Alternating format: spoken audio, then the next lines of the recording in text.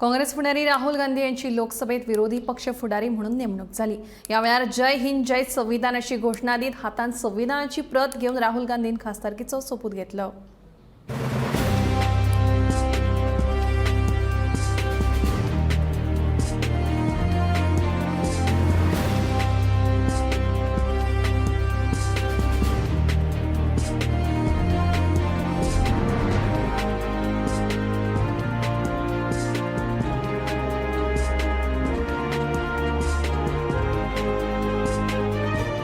I, Rahul Gandhi, having been elected a member of the House of the People, do solemnly affirm that I will bear true faith and allegiance to the Constitution of India as by law established, that I will uphold the sovereignty and integrity of India, and that I will faithfully discharge the duty upon which I am about to enter.